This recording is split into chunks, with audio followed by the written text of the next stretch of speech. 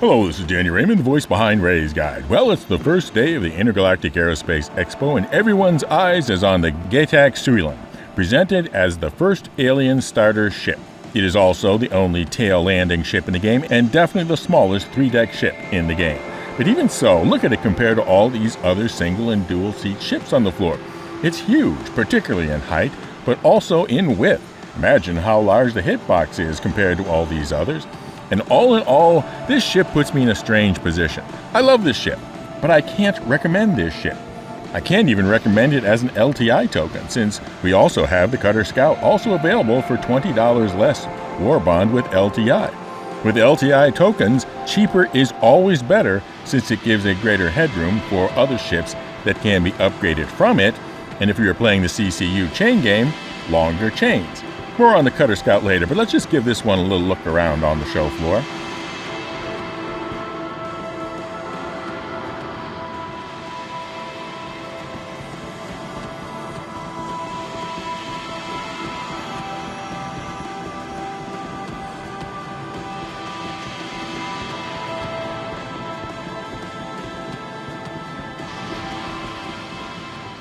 Getting the ship away from the crowds of the show floor and into a hangar, let's look around and take a tour of it. We have these 3 huge arms, which when lowered form the legs and landing gear, and when extended form, I guess you would call them wings. On the plus side, this forms quite a stable tripod, so you wouldn't be needing to worry about getting a flat piece of ground so the ship won't blow away in a storm. Between them, you have these 3 racks, each of which hold 2 standard 1 SCU boxes, giving the Syulen 6 SCU of cargo space, which would be acceptable, except most of what we're using a small ship like the Pisces, Cutter, or Avenger for is loose boxes and components picked up as loot, for which external 1 SCU boxes don't really work all that well. And because of the nature of the racks, 2 SCU boxes and larger won't work. It must be just 1 SCU boxes only. You enter the ship through this airlock level at the base, with the door that kind of folds out and down to form a stair. Quite interesting. In here, and the lowest level, there is a suit locker, a weapons rack,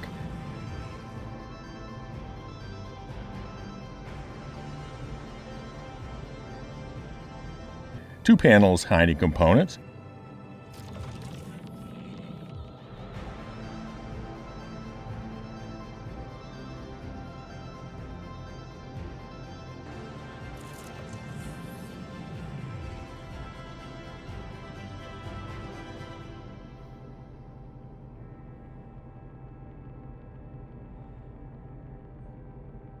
There's also access to 6,000 micro SCU of internal inventory.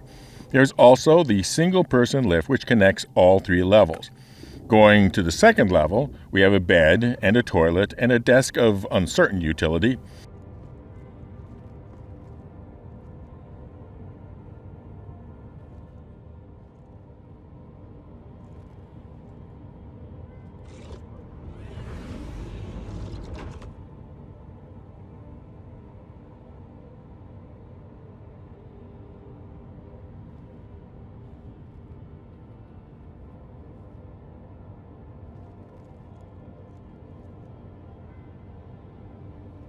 On the cockpit level, we have additional panels for avionics and radar, and then there's the pilot seat, which swings around and points up as compared to the feet.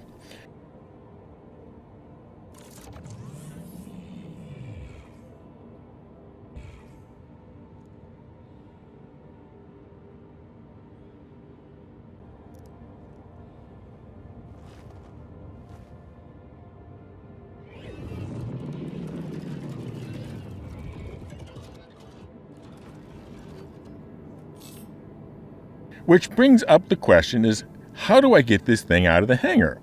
Do I lift it a few inches off the floor and then side strafe out?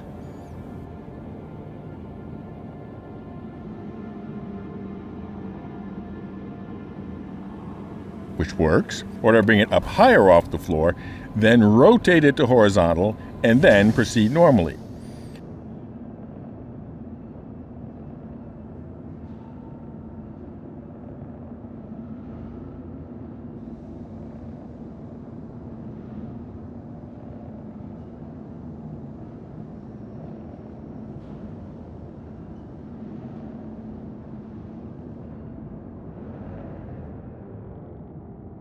That also works.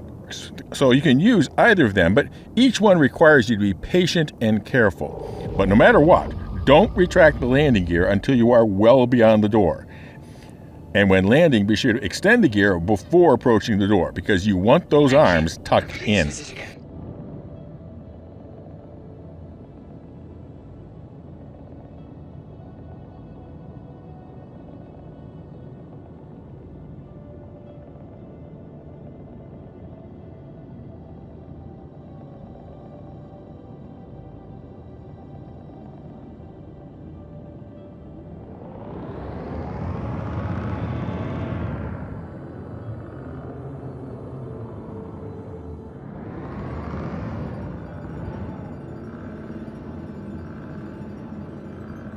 Atmospheric flight was acceptable, but not up to light fighter standards. There are 3 size 3 fixed weapons and a dozen size 2 missiles. Maximum speed was just shy of 1,200 meters in space and much slower in the atmosphere, but it's fine, but the maneuverability was again not up to light fighter standards. To put it all together, this ship is an impressive display of design. The degree of thought and detail and just plain originality makes this a truly fun ship to have in your fleet, just for the novelty of it. But that is all form. What about function? Is this a good starter ship? Is this a ship to suggest to a new player to have as their very first ship? After all, that is what a starter is by definition, right? And price-wise, this ship fits into what I would call the starter double plus range. Ships from $60 to less than $75 US. And in the starter plus and double plus range, we have ships like the Pisces, the Avenger, the Reliant, the 100 and 300, and the Cutter. In addition, if you have to have just a bit of alien in your starter ship, the Nomad is just a little more expensive and way more broadly useful. All of these have areas of superiority to the Syulen for doing beginner things, and also for being able to be carrier-based. I don't see the Syulen being able to fit safely into even a Hercules. Emphasis on safely. The 3-deck design is novel, but I suspect it will get tedious with time, going up and down the elevator to do pretty much anything. And perhaps the most important quality of a starter should be that it is easy to fly for a beginner pilot. And simply, this isn't easy to fly, or load, or unload, or carry a vehicle, etc. So let's talk about the other inexpensive new ship of the IAE, one that I definitely can recommend as a starter ship, and that is the Cutter Scout. CIG has taken down the link on the homepage since it's not Drake Day today at the show, but if you look at the pledge store, you will see it. It is available as a $45 war bond deal with LTI and $50 standard with 10-year insurance, but unfortunately, as of now, only a standard, not a war bond upgrade to it. There is no starter package deal like there was last year, but you can get a base starter package and upgrade to the Cutter for $20 and 10 years insurance. The Scout version, compared to the base version, simply has this engineering scanning workstation built into the wall of the cargo area. When I first saw the specs, I was concerned that the 2 lost SCU of cargo would make for a loss in the ability to hold small vehicles like the Mule, which is a great point in owning the Cutter as a starter. But the station sits close to the wall, and the 2 lost SCU is only in order to have access to the station, not actually lost in floor space. So if you accept that you will be having trouble getting to the engineering scanning station, you can still fit a Mule or STV or hoverquad in the Cutter Scout. So that's where I am with the Syulen. I really like the novelty of the design, but beyond novelty, there is not that much to really recommend it. Particularly no reason to recommend it as somebody's very first ship.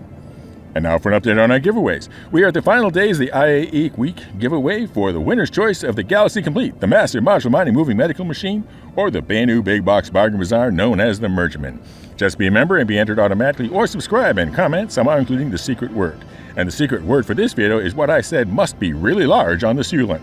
Fly safe, keep it real, and I'll see you in the verse. This is Danny Raymond for Ray's Guide.